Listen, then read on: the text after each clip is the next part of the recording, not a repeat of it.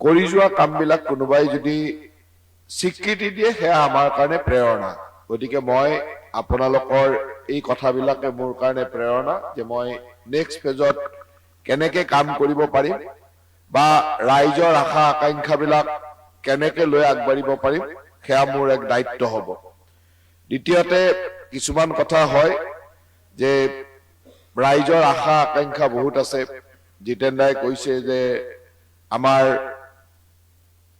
অনুষ্ঠানটোৰ বা প্ৰেছ ক্লাবৰ অফিচ লাগে বা বিভিন্ন ধৰণৰ এনেকুৱা অনুষ্ঠানবিলাকৰ এটা কাৰ্যালয় বা সেনেকুৱা ধৰণৰ কথাবিলাক আহি থাকে।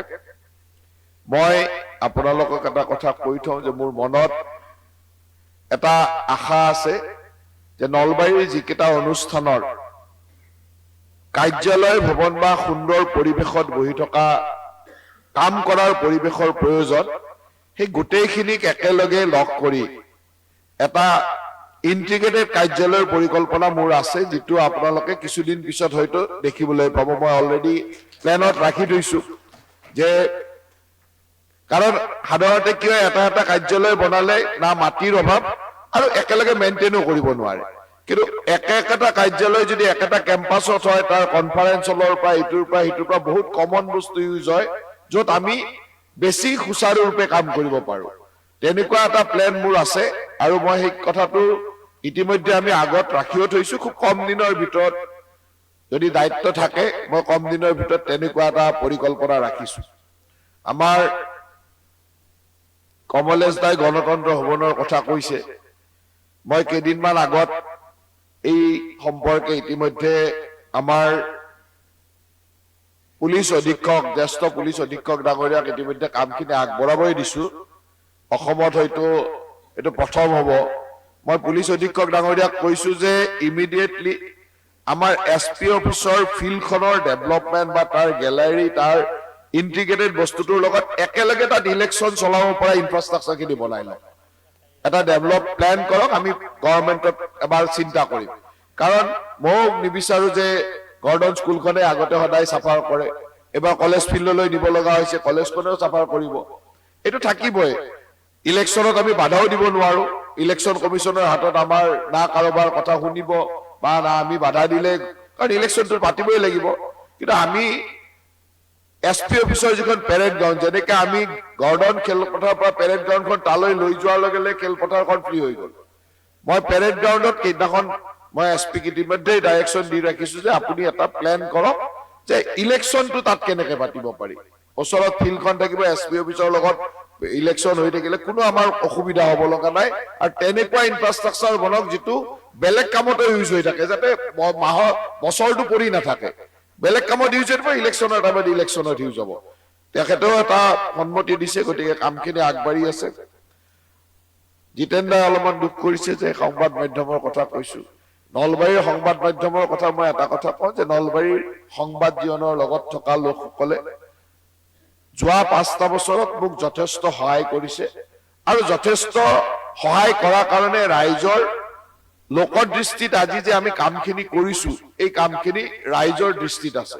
কাৰণ আমি কিছুমান কথা মই কৈছো যে অলপ আগতে জ্ঞানেন দাই কৈছে যে এটা বিষয়ৰ ওপৰত মোৰ এটা বিভাগৰ তেখেতৰ মনতো ধাৰণা হৈ আছে যে এই বিভাগটো কৰবাত বিফল হৈছে নেকি।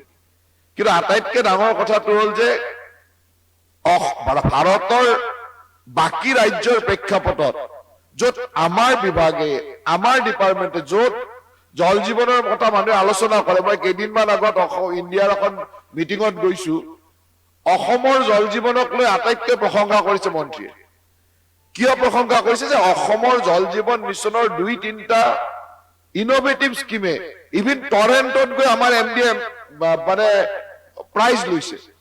আমাৰ জল জীৱন মিছনৰ জলদূত আঁচনি, আমাৰ জল ভিজন মিছনৰ মানে আমাৰ অনলাইন যিটো চিষ্টেম, যে আমাৰ ক'ত কিমান বেয়া হৈ আছে, ক'ত কি হৈ আছে, এইবিলাক নেশ্যনেল লেভেলত এইটো এটা আইডিয়েল বা মডেল প্ৰজেক্ট হিচাপে লৈছে। কিন্তু অসমৰ মানুহৰ কি হ'ল, সদায় পেপাৰত দেখি থাকে এইটো জল জীৱন আঁচনি বিফল, এইটো অমুক হ'ল, এইটো ভাঙি আছে, অমুক আছে। গতিকে মানুহৰ ধাৰণাটো হৈ আছে তাৰমানে জল জীৱন মিছন আঁচনিটো কৰবাত বিফল হৈছে নেকি। কিন্তু যিটো জল জীৱন মিছন আঁচনি আমি আৰম্ভ কৰিছিলো 1.5%, ভাৰতবৰ্ষৰ অসম এনেকুৱা এখন ৰাজ্য আছিল য'ত আমি জল মিছন আৰম্ভ কৰোঁতে 1.5% মানুহে পানী পাইছিল। 1 লাখ মানুহৰ ঘৰত টেপেৰে পানী গৈছিল। আজি 57 লাখ মানুহৰ ঘৰত টেপেৰে পানী যায়, 82% মানুহে পানী পায়। It's a huge achievement. কিন্তু মানুহে এই কথাটো নাভাবে। কিয় নাভাবে? মানুহে বিচাৰে যে 100% মানুহক পানী লাগে। গোৱাই যিদিনাখন কাম আৰম্ভ কৰিছিল 50% তেওঁলোকৰ আছিল, 50ৰ পৰা 100 কৰিছে। আমি 1%ৰ পৰা 82 কৰিছো, গতিকে আমাৰ এতিয়াও 20% বাকী আছে।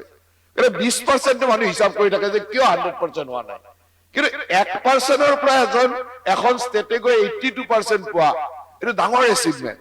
কিন্তু মানুহৰ ধাৰণাটো মই যে কলো যে আপোনালোকে পজিটিভলি সংবাদ মাধ্যমৰ ভূমিকা, মানুহৰ মুখে মুখে চলি থকা আলোচনা, ইয়াৰ পৰা মানুহৰ এটা নেৰেটিভ বিল্ড হয়। আৰু সেই নেৰেটিভটো আজি অসমত এইটো যে ইণ্ডিয়াৰ নেৰেটিভ, ইণ্ডিয়াৰ প্ৰস্পেক্টৰ নেৰেটিভ হ'ল যে Assam one of the best state. ইণ্ডিয়াৰ ভিতৰত 4-5খন ষ্টেটৰ ভিতৰত Assam one of the best state. কিন্তু অসমৰ প্ৰস্পেক্টিভৰ নেৰেটিভটো এইটো যে আমি কৰবাত ফেইল হৈছো নেকি। সেইকাৰণে আমি আমাৰ কামখিনি যেনেকে কৰো তেনেকে আমি পজিটিভলি কৰবাত পাব্লিচিটিৰো প্ৰয়োজন। আৰু সেইকাৰণে মই ভাবিম যে এই কামবিলাক আমি কৰিব লাগিব। বহুত কামেই বাকী আছে, মই কোৱা নাই। আমাৰ যেনেকে সকলোৱে ভাবি আছে যে এইকেইটা বস্তু লাগে, আৰু বহুত কামেই বাকী আছে। কাম আমি কৰিব লাগিব। অহা বছৰবিলাক আমাৰ কাৰণে চেলেঞ্জিং। আৰু এতিয়া কিছুমান এনেকুৱা অৱস্থা হ'ব যে লাহে লাহে গোটেই চিষ্টেমটোৱে আমি চেঞ্জ হৈ যাব। এতিয়া এআই ৰিভলিউচনে যি ধৰণে আহিছে, কৃত্ৰিম বুদ্ধিমত্তাই আমাক ক'ত লৈ যাব আমিও নাজানো। গতিকে আজি যিটো আমি ভাবা নাই যে এইটো আমাৰ কাৰণে প্ৰয়োজনীয় হয় নে নহয়, কালিলৈকে সেইটো এটা ডাঙৰ চেলেঞ্জ হৈ আহিব যে এইটো আমাক লাগিব। আজি আমাৰ কৈলাশ দাই কৈছে যে তেখেতসকলৰ স্বাস্থ্য ভৱন মোৰ হিচাপতে আছে। অলৰেডি এটা ইণ্টিগ্ৰেটেড স্বাস্থ্য ভৱন বনাবৰ কাৰণে আমি প্লেন কৰি হাফডান ঘৰ এটা তাক কমপ্লিট কৰিব লাগি আছো। কিন্তু চব কামে একে সময়ত নহয়গে, সময় কেতিয়াবা লাগে। কিন্তু এইটোও ঠিক যে আজি আমাৰ ভৱিষ্যতৰ দিনত এই ধৰণৰ কামখিনি, যেনেকে আমি এতিয়া অলপমান নলবাৰী চহৰত আৰু ইয়াৰ পিছত আৰু কতো মাটি নাই, কিন্তু মাটিটো আমি ওলাব লাগিব পিছৰ ফিউচাৰ ডেভেলপমেন্টৰ কাৰণে। নলবাৰীত এতিয়া আমি টাউনৰ মাজত PWDৰ মাটিত আমি এতিয়া এখন গাৰ্ডেন বনাব গৈ আছো, মিয়াৱকী গাৰ্ডেন এখন। মিয়াৱকী গাৰ্ডেন এনেকুৱা য'ত 10 টাইমছ গ্ৰোথ হয়। ইণ্ডিজিনিয়াছ মানে আমাৰ যিবিলাক প্লেন্স, সেই প্লেন্স বিলাক আমি 10 গুণ, মানে 10 বছৰত এডাল গছ 100 বছৰৰ দৰে হয়। সেই ধৰণৰ এটা প্লেন কৰি আমি তাত এখন গাৰ্ডেন মিনছ ফৰেষ্ট এখন বনাব, আৰবান ফৰেষ্ট। সেইখন বনোৱাৰ পিছত যদি মই কৰবাত নলবাৰীত এটা বেলেগ কিবা বস্তু কৰিবলৈ, মাটি ক'ত আছে? হয় নলবাৰী চহৰখন এক্সপান্ড হ'ব লাগিব, নহয় কৰবাত আমি মাটি ওলাব লাগিব। আৰু সেইকাৰণে PWD ডিপাৰ্টমেন্টৰ হাতত মাটি আছে, ৱাটাৰ ৰিচোৰ্চৰ হাতত মাটি আছে। এই মাটিতখনেই ৱাটাৰ ৰিচোৰ্চৰ আছিল। আজি য'ত আমি বহি আছো এই ৱাটাৰ ৰিচোৰ্চৰ মাটি আছিল। আমি ৱাটাৰ ৰিচোৰ্চৰ পৰা লৈ কনভেনশ্যন চেণ্টাৰ বনালো। তেনেকে আমি কিছুমান প্লেন, ফিউচাৰ প্লেন কৰিব লাগিব, য'ত আমি লেণ্ড বেংক এটাও ডেভেলপ কৰিব লাগিব, যে আমাৰ ফিউচাৰ ডেভেলপমেন্টৰ কাৰণে এটা লেণ্ড বেংক।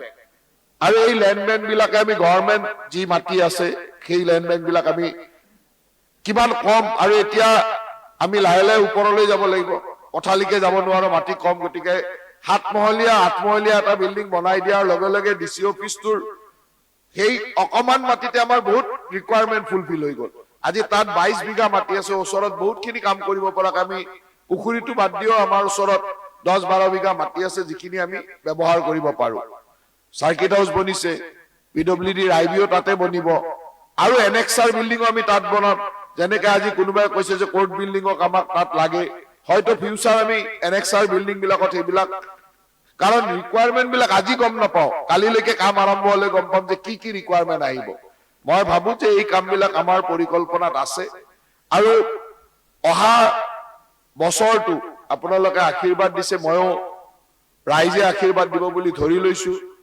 অহা বছৰটো মোৰ পৰিকল্পনা হ'ব কিছু অইনে নকৰা কাম। যি কাম আমাৰ ইনফ্ৰাষ্ট্ৰাকচাৰৰ কাম এটা লেভেলত হৈ গ'ল, এতিয়া আমি কিছুমান কাম এনেকে কৰিব লাগিব যে 100% গভৰ্ণমেণ্ট স্কুলক আমি কেনেকে মডেল বনাব পাৰো।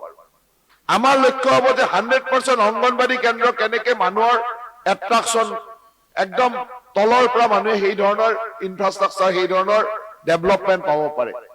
গভৰ্ণমেণ্ট স্কুল চেক্টৰটোত আমি কিমান ডেভেলপমেন্ট কৰিব পাৰো।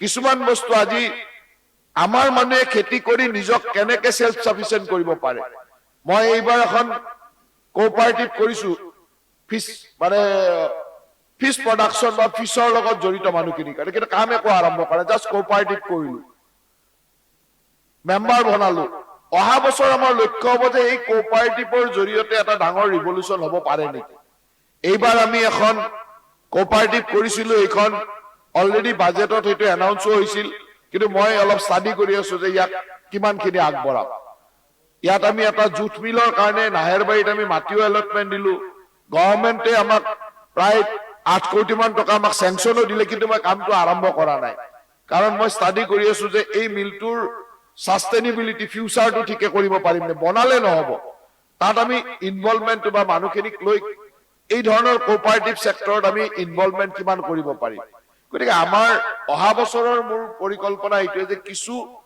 অইনে নকৰা ইনোভেটিভ কাম য'ত আমি আদৰ্শ হ'ব পাৰো যে অসমত এই ধৰণৰ মানুহৰ ডেভেলপমেন্ট বা ইকনমিৰ এটা ডাঙৰ কাম হ'ব পাৰে আৰু মই ভাবো যে আমি যিকেইটা এক্সপেৰিমেন্ট কৰিছিলো গৰ্ডনত এক্সপেৰিমেন্ট কৰিছিলো অন্যান্য কৰবাত এক্সপেৰিমেন্ট কৰিছো তাত কিন্তু আমি সাকসেস হৈছো